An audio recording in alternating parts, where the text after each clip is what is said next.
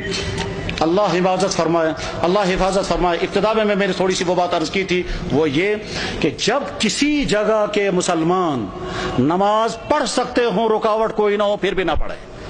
جب کسی جگہ کے مسلمان روزہ رکھ سکتے ہوں اور سستی کی وجہ سے روزے نہ رکھیں، جب کسی جگہ کے مسلمان زکوٰۃ دے سکتے ہوں پھر بھی نہ دیں، جب کسی جگہ کے مسلمان حرام کاموں سے بچ سکتے ہوں پھر بھی نہ بچیں، جب کسی جگہ کے مسلمان قرآن پڑھ سکتے ہوں پھر بھی قرآن کے ساتھ ان کا تعلق قائم نہ ہو، جب کسی جگہ کے مسلمان اپنی نبی کی ایک سنت پر عمل کر سکتے ہوں پھر بھی نہ کریں، تو اللہ تعالیٰ شانوں کی طرف سے کبھی خطرناک فیصلے آتے ہیں۔ وہ یہ کہ جب تم آزادی کے دور میں میرے دین پر عمل کر سکتے تھے پھر بھی تم نے عمل نہیں کیا، تو میں ایسے حالات لے آؤں گا کہ تم چاہو گے بھی عمل کرنا تو کر نہیں سکو گے۔ اس کی مثال نمبر 1 اندلس کی میں نے پیش کر دی تھی کہ اندلس میں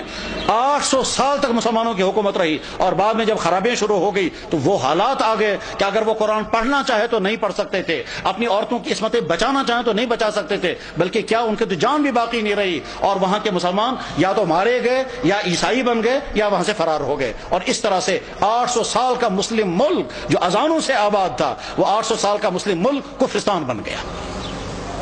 بخارا اور سمرقند یہ وہ علاقہ تھا جہاں امام بخاری، امام مسلم، ابو اللیث سمرقندی جیسا انسان، وہ علاقہ کے جہاں امام صاحب ہدایہ علامہ برہان الدین مرغینانی رحمہ اللہ تعالی جس علاقے میں تھے، کہ جس مسجد میں بیٹھ کر کے انہوں نے ہدایہ کتاب لکھی، اور 13 سال لگے کتاب لکھتے ہوئے، اور 13 سال مسلسل انہیں روزہ رکھا، گھر والوں سے کھانا آتا تھا، وہ کھانا رکھ دیتے تھے، جب گھر والے واپس چلے جاتے تھے یہ کھانا کسی غریب کو کھلاتے تھے۔ 13 سال بیٹھ کر کے انہوں نے کتاب ہدایہ نام کی کتاب لکھی تھی، جو حدیث اور عقلی علوم کا مجموعہ ہے۔ علامہ انور شاہ صاحب کہا کرتے تھے، فرماتے تھے میں ہر کتاب کا جواب لکھ سکتا ہوں لیکن چند کتابوں کا جواب مجھ سے نہیں لکھا جا سکتا ہے، ان میں سے ایک کتاب ہدایہ بھی ہے۔ جس مسجد میں صاحب ہدایہ نے وہ کتاب لکھی تھی اس مسجد میں شراب کھانا چلتا ہے۔ غرض یہ کہ جب بخارا اور سمرقند جیسے علاقے میں وہ حالات آ گئے کہ وہاں قرآن رکھ نہیں سکتے، کلمہ پڑھ نہیں سکتے، مسجدوں میں تالے لگ گئے، تو اللہ تعالیٰ شانوں کو طاقت ہے، اگر غضبناک ہو جائیں تو ان علاقوں میں بھی یہی حال ہو سکتا ہے جن علاقوں میں مسلمانوں کو موقع ہے وہ اپنے دین پر چلیں۔ میرے بھائیوں، اس غلط فہمی میں مت رہیں کہ ہمارے لیے وہ حالات نہیں آ سکتے ہیں، ہماری پچھلی تاریخ میں ایسے حالات آ چکے ہیں۔ چنانچہ کشمیر کی پچھلی تاریخ میں ایک زمانہ ایسا آیا تھا جب سکھوں کا دور تھا، مسجدوں میں تالے لگے تھے، اور جو نماز پڑھنا چاہتا تھا اس نماز پڑھنا اس کی جسم سے کھال نکالی جاتی تھی سب لوگوں کے سامنے تاکہ باقی لوگ نماز نہ پڑھیں۔ سری نگر کی جامع مسجد میں گھوڑے باندھے گئے تھے،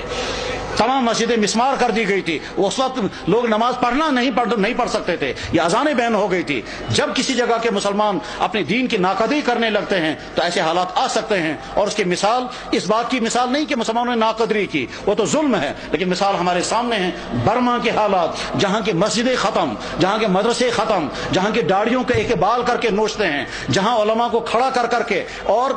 سوئیاں مار کر کے ان کو شہید کرتے ہیں، جہاں ایک مسلمان خاتون کے ساتھ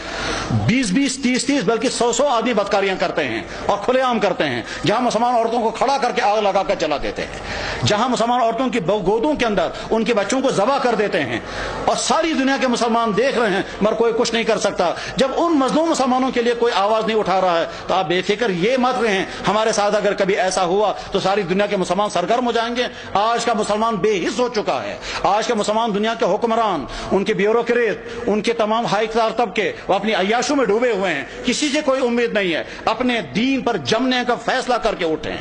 اپنے ایمان پر قائم رہنے کا فیصلہ کر کے اٹھیں، اپنے دین پر چلنے کا فیصلہ لے کر اٹھیں، اپنے گھروں کے اندر دیندار گھر بنانے کا فیصلہ لے کر اٹھیں، اپنے بزنسوں کو مسلمان بزنس بنانے کا فیصلہ لے کر اٹھیں، اپنے فنکشنوں کو دین کا فنکشن بنانے کا فیصلہ لے کر کے اٹھیں۔ جب مسلمان حرام سے بچ سکتا ہو اور پھر بھی نہ بچے اور شرابیں پیے تو حالات ایسے آ سکتے ہیں کہ زبردستی مسلمانوں کو شراب پلائی جائے گی۔ جب مسلمان داڑھی رکھ سکتا ہو اور نہ رکھے تو بعد میں ایسے حالات آ سکتے ہیں کہ رکھنا بھی چاہیں تو نہیں رکھ سکتے۔ ساری ترکی کے اندر مسلمان داڑھی رکھ نہیں سکتا، حالانکہ سارا مسلمان ملک ہے۔